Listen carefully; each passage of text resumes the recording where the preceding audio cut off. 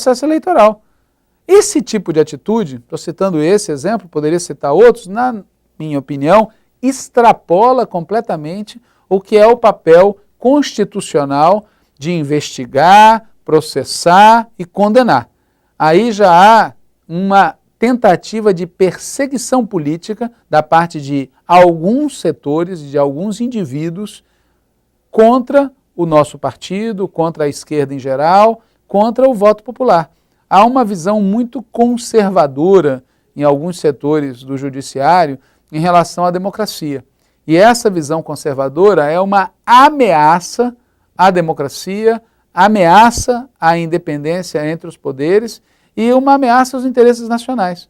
Então, não existe da nossa parte nenhuma animosidade contra absolutamente ninguém. O que existe é o direito que nós temos de opinar sobre como funciona o sistema judiciário no Brasil, demarcar a nossa posição quando nós achamos que o sistema judiciário ou parcela dele extrapola o seu papel e de defender mudanças constitucionais ou legais que alterem o funcionamento desse que é um dos poderes da República e, portanto, submetido ao poder maior, que é a soberania popular.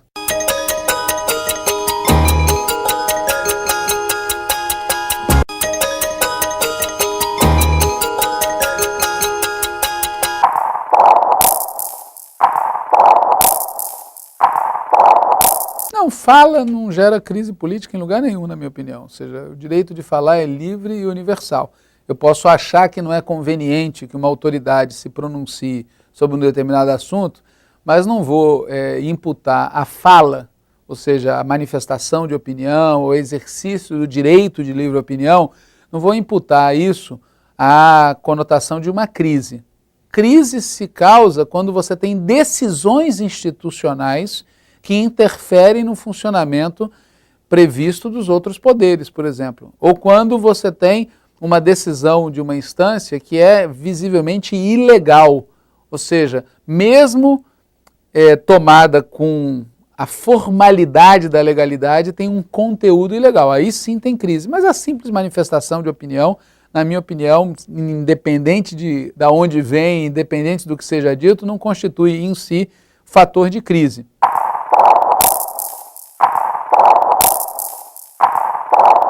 A maioria do Congresso Nacional foi eleita com base em regras que essa maioria não quer mudar. Essa realidade, ela é insuportável. Por quê? Porque nós precisamos de instituições que sejam capazes de corresponder às necessidades do país. E nós temos instituições que funcionam mal, porque foram projetadas com base em regras e foram projetadas numa época que já foi superada pela história. E eu me refiro especialmente, no caso do Legislativo, a que o atual Legislativo brasileiro é eleito com regras que desrespeitam o princípio básico da democracia, que é o princípio de um cidadão, um voto.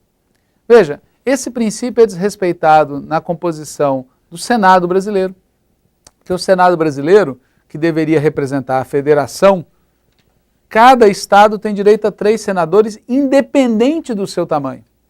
O problema é que o Senado brasileiro não representa apenas a federação, ou seja, ele não vota apenas nos temas federativos.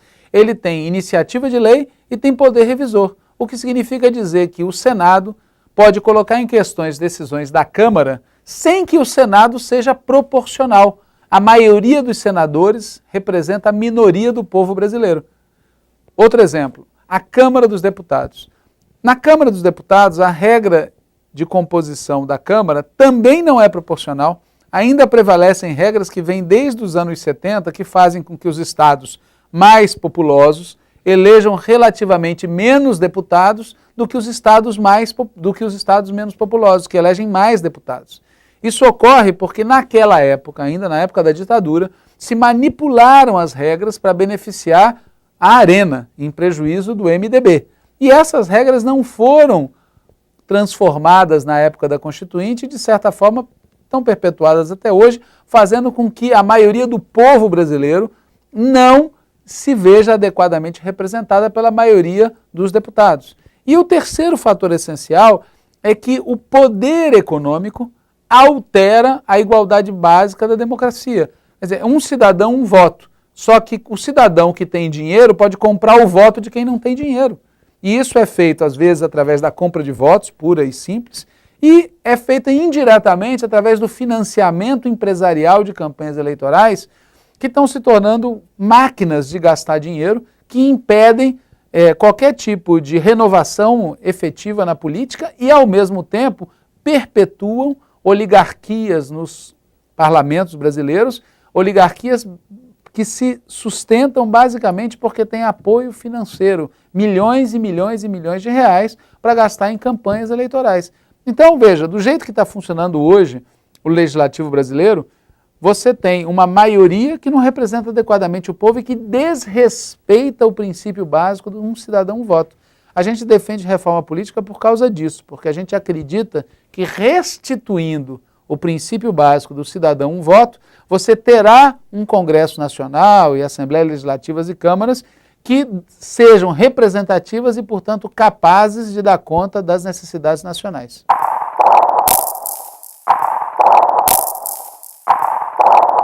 Esse é um tema muito complicado para o PT, porque ele envolve várias camadas de problema. Veja, quando ocorreu a crise em 2005, eu fui daqueles que defendeu a instalação de uma comissão de ética que averiguasse a situação de todos os envolvidos, para que o partido pudesse ter a sua própria opinião, independente daquilo que a justiça investigaria, para que o partido dissesse se do ponto de vista do partido as pessoas envolvidas deveriam ou não ser punidas. Bom, naquele momento, estou falando do ano de 2005, somente uma pessoa foi levada à comissão de ética, o Delúbio Soares, que era então tesoureiro do PT e que foi expulso do PT. Uma outra pessoa envolvida, o então secretário-geral Silvio Pereira, se desfiliou do partido e os demais não foram submetidos à comissão de ética porque, na opinião da maioria do Diretório Nacional à época, não era o caso de fazê-lo. Isso impediu que o partido tivesse uma opinião própria sobre o que é que de fato tinha ocorrido. Então, o argumento na época era muito curioso. Se dizia que não era o caso de submetê-los à comissão de ética porque eles seriam posteriormente investigados pela justiça. Ocorre, nós já sabíamos disso na época, que no processo de investigação judicial interfeririam outros fatores completamente distintos daqueles que se fariam presentes numa investigação, entre aspas, numa discussão, numa comissão de ética promovida pelo próprio partido.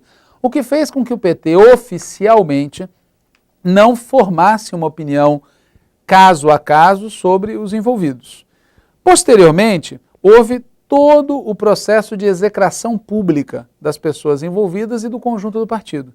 Nossa posição foi separar muito claramente o que era verdade e o que era mentira naquele episódio. Por exemplo, nós nunca aceitamos, e até hoje eu e o partido continuamos dizendo, não houve mensalão. Ou seja, não houve compra de parlamentares para que votassem de acordo com os interesses do governo. Não houve, nunca se provou e nunca vai se provar porque não existiu. Essa expressão mensalão foi uma invenção do Roberto Jefferson, que foi quem detonou esse processo inteiro com as suas acusações, e ele próprio, na justiça, reconheceu que foi uma licença poética. Ele inventou essa expressão que depois foi comprada e usada como uma espécie de marca pela imprensa durante todos esses anos. Pegou, virou um fenômeno popular, mas o fato que ele denunciava era uma ficção, não houve pagamento mensal a absolutamente ninguém. Então esse tipo de coisa que era mentira, a gente dizia, olha, isso aqui não existe. Agora, o que existiu? Existiu, por exemplo, de fato, a chamada pelo então tesoureiro Delúbio Soares de um personagem sinistro chamado Marcos Valério, vinculado ao Partido Social Democrata, ao PSDB de Minas, para ajudá-lo no processo de captação de recursos.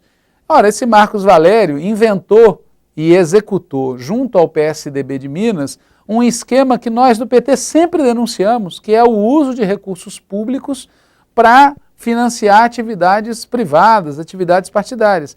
É óbvio que nessa questão, a atitude pessoal, individual do tesoureiro da época danava, danificava, prejudicava o PT. E isso nós fazíamos questão de assumir de público, ou seja, isso aqui foi um erro, é um erro. O PT não pode assumir, adotar, incorporar às suas práticas que nós sempre condenamos. Então a nossa atitude esses anos todos foi tentar equilibrar o reconhecimento dos erros efetivamente cometidos com a defesa ou rechaço daquilo que nos imputavam sem que fosse verdade.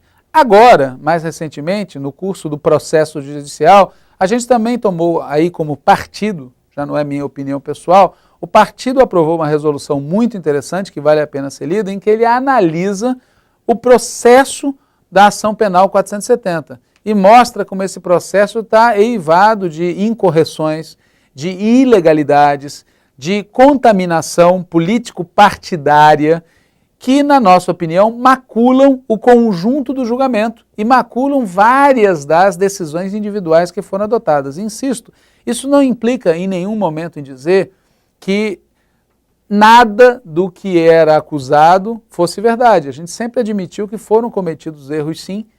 E, por fim, a atitude do PT frente a esse episódio é incomparavelmente melhor do que a atitude de outros partidos frente a episódios similares.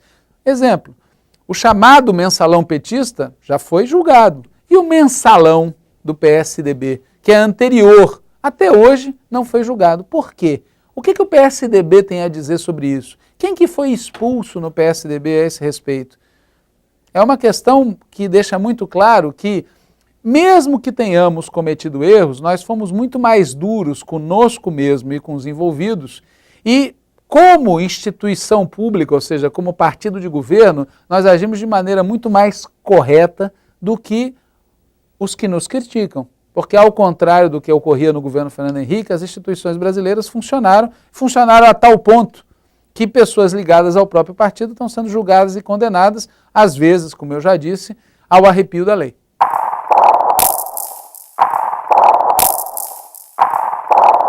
O Diretório Nacional do PT não apreciou formalmente esse episódio, tem opiniões diferentes. O que a gente percebe pela experiência de outros estados é, em primeiro lugar, não funciona resolver a questão de segurança através de expedientes informais. A questão de segurança no Brasil é uma questão gravíssima, é uma questão que está muito sob a jurisdição dos governos estaduais, e em todos os locais onde os governos estaduais tentaram usar expedientes extraordinários, informais, pessoais, coisas do gênero, não deu certo. A segunda coisa é que a gente tem percebido também em outros estados que é muito comum governos estaduais utilizarem a máquina pública para espionar adversários políticos ao arrepio da lei, utilizando mecanismos tecnológicos como o chamado guardião, e utilizando a polícia militar, utilizando a polícia civil, utilizando os mecanismos de fiscalização do Estado. Isso também é muito grave. Isso atenta contra as liberdades democráticas, atenta contra a lei. E também é muito comum que os governos estaduais utilizem o seu poder para cooptar, seduzir, constranger parlamentares que não são do partido do governador, para que em momentos de crise essas pessoas saiam em defesa do governador ou dos seus interesses políticos, claro, com a legitimidade de quem aparentemente não é da mesma legenda. Então a gente tem visto também em muitos locais esse tipo de fenômeno. Então, na nossa opinião, é preciso ter uma postura muito mais séria, muito mais adequada, muito mais institucional, muito mais respeitosa em relação ao parlamento, aos parlamentares, aos partidos políticos. A gente não deve, tá certo? Também pela nossa experiência, tratar de maneira inadequada, informal, a questão da segurança pública.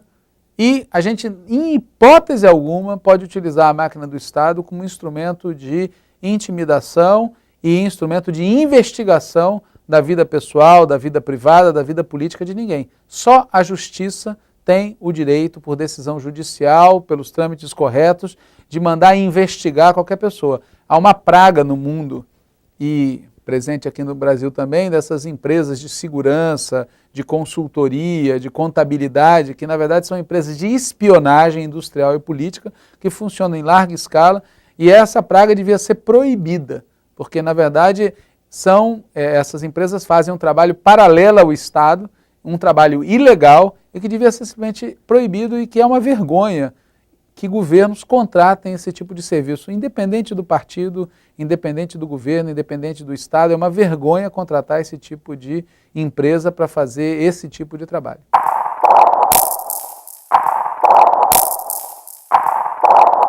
A Constituição Brasileira de 88 é o nosso ponto de partida. Ela tem uma visão muito adequada sobre o que é a comunicação.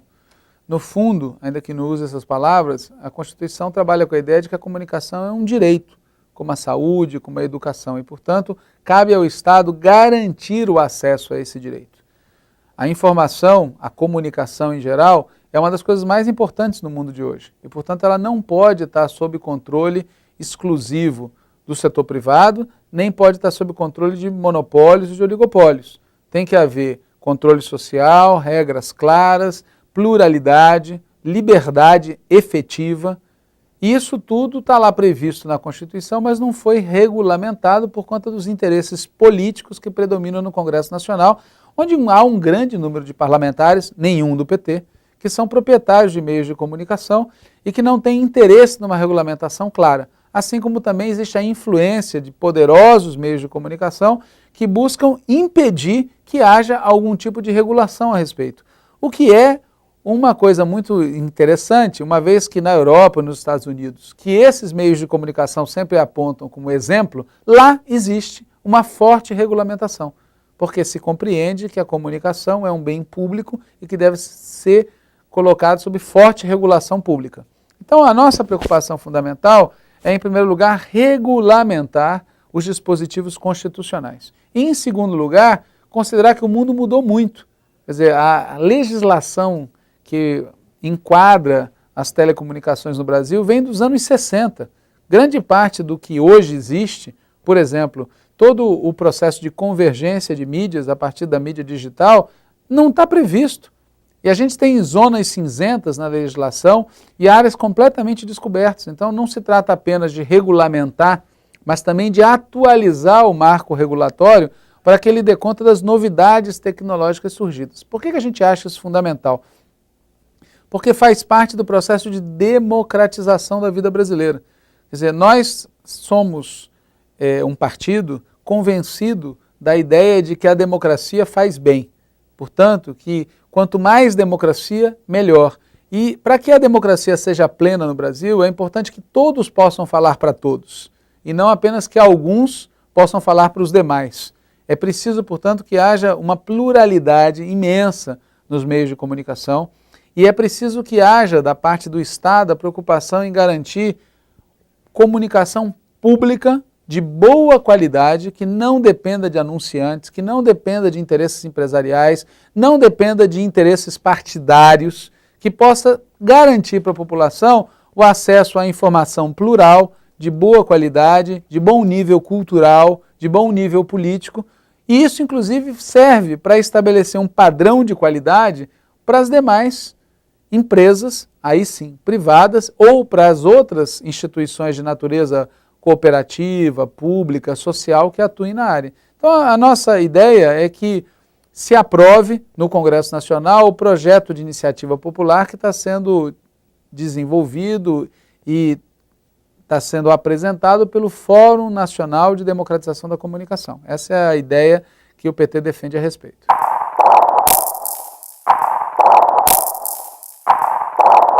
A gente está vivendo um momento na história do mundo muito propício para um país como o Brasil.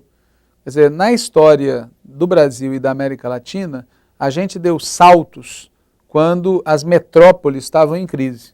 Então, exemplo disso, quando houve o período das revoluções burguesas, a Revolução Francesa até a queda do Napoleão, foi o período em que lá na Europa havia um estremecimento imenso e aqui na América Latina houve o processo de independência das colônias. Outro exemplo, quando houve a grande crise da Primeira Guerra Mundial, crise dos anos 30, Segunda Guerra Mundial lá nas metrópoles, foi o período que aqui vários países, inclusive o Brasil, se aproveitaram para se industrializar. Portanto, crise lá fora é uma oportunidade para nós, porque nos liberta da dependência e nos abre uma janela de oportunidades. Nós temos que aproveitar essa janela que está aberta hoje. Essa crise mundial é uma imensa possibilidade do Brasil crescer, se desenvolver e ter um desenvolvimento de novo tipo, um desenvolvimento com igualdade, com democracia, com integração regional. É uma oportunidade que vai depender